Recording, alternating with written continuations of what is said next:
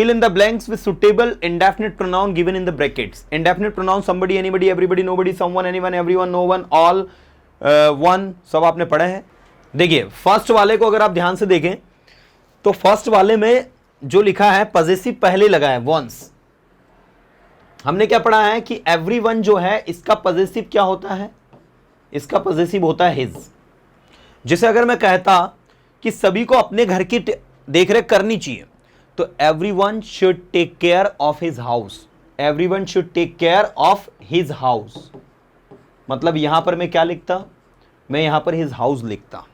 लेकिन यहां पर आप देखें ध्यान से कि आप लोगों को पहले से ही क्या लिख दिया है, वंस लिख दिया है. तो आपको याद रखना है कि वन एक ऐसा इंडेफिनिट प्रोनाउन है, वन एक ऐसा इंडेफिनिट प्रोनाउन है जिसका ऑब्जेक्ट भी वन, जिसका पजेसिव वंस और जिसका रिफ्लेक्सिव होता है वन सेल्फ. इस बात को याद रखना. अब क्वेश्चन उठता है कि सर इसका मतलब क्या होता है वन का, है ना. तो वन का उपयोग हम वहां करते हैं स्टूडेंट्स जहां पर कोई व्यक्ति जो है वो अननोन है, या हम किसी एक इंडिविजुअल व्यक्ति की बात नहीं करते हैं, हम उसके अंदर सारी की सारी कम्युनिटी को लेकर चलते हैं. जैसे मैंने कहा one should do once duty with honesty, one should do once duty with honesty. तो इसका मतलब क्या होगा बताइए. इसका मतलब यह होगा कि व्यक्ति को अपनी जो ड्यूटी है वो ईमानदारी से करनी चाहिए. अब इसमें कौन व्यक्ति, दुनिया के सारे व्यक्ति इसमें इन्वॉल्व है. चूंकि ये व्यक्ति इंडेफिनिट है इसलिए तो इसको क्या बोल रहे हैं हम, इंडेफिनिट प्रोनाउन. तो इस बात का आप लोग विशेष ध्यान रखें. चलिए the next we have blank says that truth has power. अब मुझे बताइए दूसरे वाले में क्या आएगा. Everyone says that truth has power की ऑल. पहले मैं ऑल के यूज आपको बता दूं. ऑल का मतलब होता है सभी, ठीक है. ऑल का मतलब क्या होता है, सभी. तो ऑल एक ऐसा इंडेफिनिट प्रोनाउन है स्टूडेंट्स जो कि आपको याद रखना है इसके साथ में सिंगुलर वर्ब भी लगती है, इसके साथ में प्लूरल वर्ब भी लगती है. जब आपका सब्जेक्ट अननोन होता है और अनकाउंटेबल होता है, आई रिपीट, जब आपका सब्जेक्ट अननोन होता है और अनकाउंटेबल होता है तो ऐसी सिचुएशन में ऑल को सिंगुलर माना जाता है. लेकिन जब आपका सब्जेक्ट जो है वो नोन होता है, नोन मतलब हमें पता है कि ऑल में किसकी बात कर रहे हैं हम, दूसरा वो काउंटेबल है, तो ऐसी सिचुएशन में वो प्लूरल माना जाता है. तो ऑल के साथ इज भी लगता है, ऑल के साथ आर भी लगता है, ऑल के साथ हैज भी लगता है, ऑल के साथ हैव भी लगता है. अब यहां पर देखो क्या लिखा हुआ है, सेज. तो एक चीज तो क्लियर हो गई कि ऑल नहीं आएगा, क्योंकि ऑल लिखा होता तो ऑल के साथ क्या लिखते आप, से लिखते. ऑल के साथ सेज आप लिख ही नहीं सकते, राइट. तो पहली चीज तो क्या होगी आपकी क्लियर कि भाई ऑल नहीं आएगा. बताओ क्यों नहीं आएगा. बोले सर यहां पर क्या लिखा है, सेज. क्योंकि जो व्यक्ति है, मुझे बताइए, ट्रूथ हैज पावर, ऐसा सब बोलते हैं कि ट्रूथ हैज पावर, तो जो लोग ऐसा बोलते हैं वो सब काउंटेबल ही होंगे. अरे बोलेगा कौन किसी बात को, बोलने वाला व्यक्ति स्पीकर होगा. स्पीकर कौन होगा, पर्सन. पर्सन को गिना जा सकता है, मतलब वो काउंटेबल है. इसका मतलब ये हुआ कि यहां पर आपका ऑल नहीं आएगा, एवरीवन आएगा. Everyone says that truth has power. सभी कहते हैं कि सच्चाई में ताकत होती है. तो ऐसे आपको डिफरेंशिएट सारी चीजें करते आनी चाहिए. तो ऑल का यूज आई होप आपको समझ में आया होगा. वन का उपयोग आई होप आपको समझ में आया होगा. ये चीजें उस वक्त नहीं पढ़ाई थी मैंने, इसीलिए मैंने क्वेश्चंस में स्पेशली इन लोगों को रखा है ताकि आपको अभी सारी चीजें समझ में आए. Blank are born poets. अब मुझे बताओ ऑल आर बोर्न पोएट्स सही होगा कि सम आर बोर्न पोएट्स होगा, बताइए. वैसे ऑल लिखोगे तो भी वो सही मीनिंग देगा और सम लिखोगे सो भी सही मीनिंग देगा, लेकिन उसमें एक लॉजिक छुपा है. अब ये आंसर लॉजिकल है, ग्रामेटिकल नहीं है. नहीं तो आप बोलोगे सर हम तो ऑल लिख देंगे तो क्या ऑल गलत चला जाएगा. ऑल भी सही जाएगा लेकिन लॉजिकल है क्या उसमें, मुझे बताइए. लॉजिक छुपा है क्या. क्या सभी लोग जो होते हैं वो पोएट पैदा होते हैं, बचपन से पैदा हुए और सब कविताएं लिखना शुरू कर देते हैं? नहीं, कुछ लोग गिने चुने ही ऐसे होते हैं. That's why the right answer is going to be some, न कि ऑल. ऑल नहीं आएगा. अगर ऑल लिख दोगे तो मीनिंग तो देगा लेकिन लॉजिकल मीनिंग नहीं देगा. तो कभी कभी आंसर्स लॉजिकल भी होता है. So some is the right answer. इसके बाद नेक्स्ट है blank is better than nothing. This is a proverb that we always speak. Something is better than nothing, कि somebody is better than nothing. Very good, we all know this. चलिए fifth वाले का answer बताइए जरा speed से, बस हो ही गया हमारा exercise complete. Did blank help you, somebody या एनीबडी? यस, फिफ्थ वाले में बताइए somebody आएगा, anybody आएगा। आपको याद है मैंने बताया था किस में किसको लगाना होता है। आपका सेंटेंस इंटरोगेटिव है पहली चीज, और आपको वहां पर सही आंसर ढूंढना है। आपके सामने सही आंसर लिखा हुआ है, आपको यह देखना है कौन सा सही है। देखिए इधर, डिड ब्लैंक हेल्प यू, तो यहां पर ऑप्शन है आपके पास somebody, और दूसरा है आपका एनीबडी।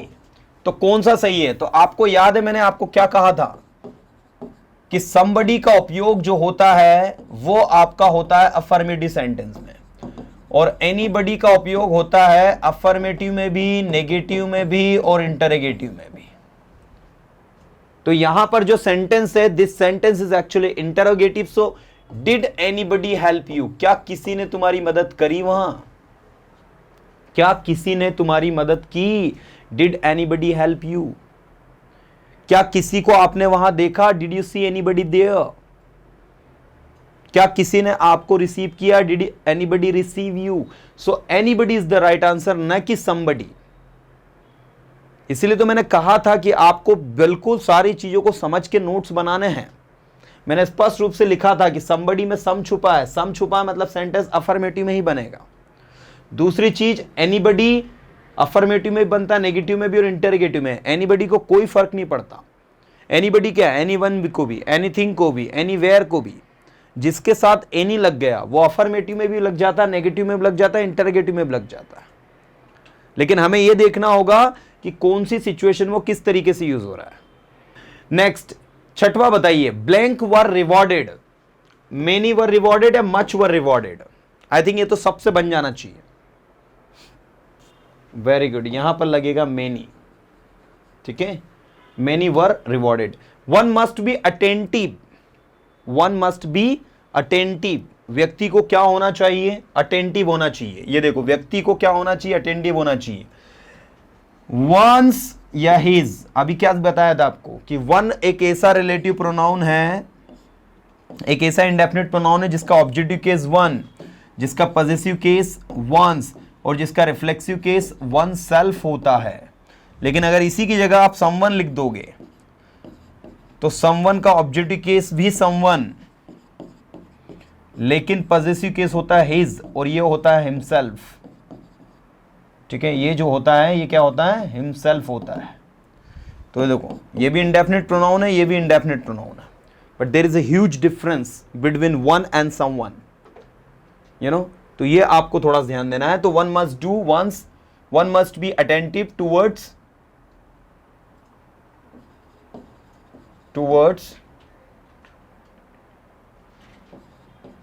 one's studies। ठीक है, blank was allowed to go out, none was allowed to go out या anyone was allowed to go out. ये भी आपका दोनों में सही जाएगा, लेकिन लॉजिकल आंसर किसमें है? लॉजिक वाला है ये भी। एट वाला जो है ये भी लॉजिक है, इसमें एनीवन भी सही है और नन भी सही है, लेकिन लॉजिकल कौन सा सही है? लॉजिक का वाला मैटर है इसमें।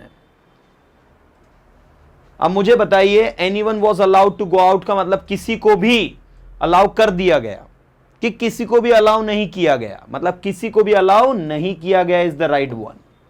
अगर आप एनीवन लिखोगे तो इसका मतलब होगा हिंदी में anyone was allowed to go out, किसी को भी अलाउ कर दिया गया,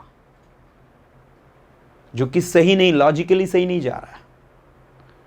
सेंटेंस ऐसा लग रहा है कि इनकम्प्लीट है अगर आप एनीवन लगा रहे हो तो। लेकिन नन लगाते तो सेंटेंस पूरा कंप्लीट मीनिंग देता है। नन वॉज अलाउड, किसी को भी अलाउड नहीं किया गया जाने के लिए। Only Vikas can remain here, सिर्फ विकास यहां रह सकता है।